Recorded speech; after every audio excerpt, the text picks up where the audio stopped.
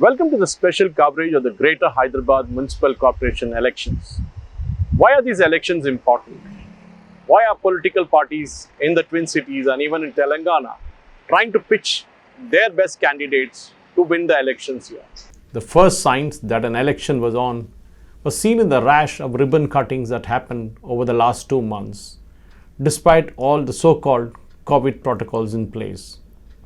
Jostling for space, politicians of all shapes and sizes, from ministers like KT Rama Rao himself to small-time Galli politicians, everyone wanted to be in the media frame.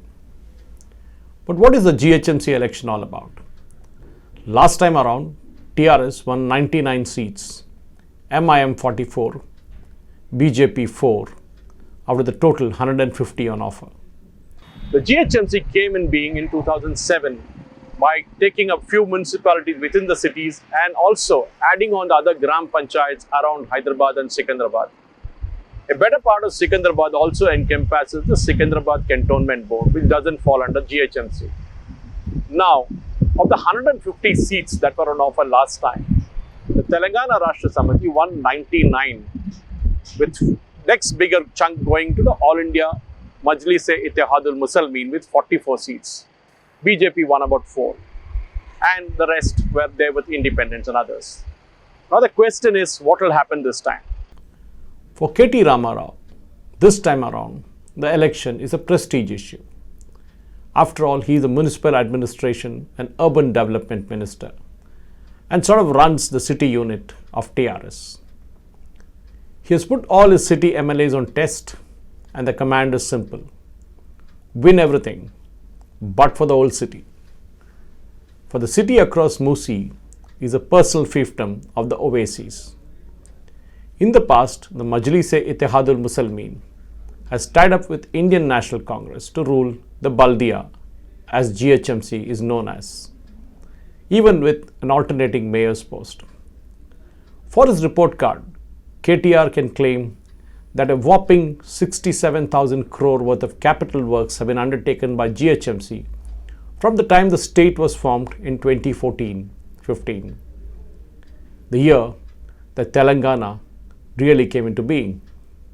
TRS is confident that it will romp home this time too, with its given the strength of its different ministers that were going around the Twin Cities and trying to campaign for them. The Majlis, for sure, led by Oasis, will be looking at their own backyard, which is the old city, to ensure that they win elections from there and they do better than the 44 they got last time. The question is very simple. What will be the final political count is not important. Many of the city's old-timers credit Chandrababu Naidu for building brand Hyderabad and recollect his zeal in bringing Microsoft to set up their campus in Hyderabad and persuading the titans of the industry to set up their portals out here.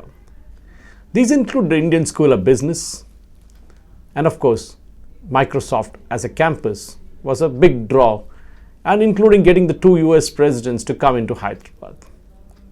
There was a time when Naidu's party had its own mayor and BJP had a deputy mayor. But today, TDP is a pale shadow of its past glory, not just in Hyderabad, but the rest of Telangana.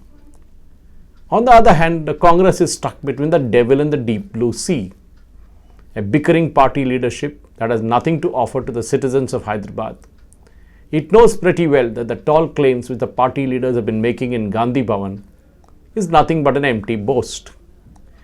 BJP, on the other hand, is pinning its hopes on Minister of State for Home Kishan Reddy, who represents the Secunderabad Lok Sabha constituency, to bring in a few seats in Baldia. Though the party leaders are talking of winning 30 seats, BJP will be happy if it gets 10. That too will come in from wards like Gosha Mahal, where BJP's lone MLA in Telangana Legislative Assembly, Raja Singh, lords over. Beyond that, the party has failed to carry the message of development schemes of Prime Minister Narendra Modi to the common man in the Twin Cities. That is the biggest failure of BJP in communicating the good work done by Prime Minister Modi to the people who actually availed those schemes in the first place. On the other hand, TRS is confident that it has invested in the right segments, catering to the middle class and the poor.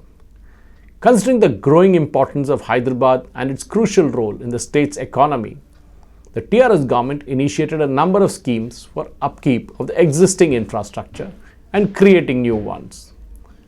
Among the key works taken up by GHMC that it claims are areas including the Strategic Road Development Plan, or SRDP as it's called, even though one of the biggest of them failed right at the Jubilee Hills checkpost because of issues with environment. The issue is not about elections.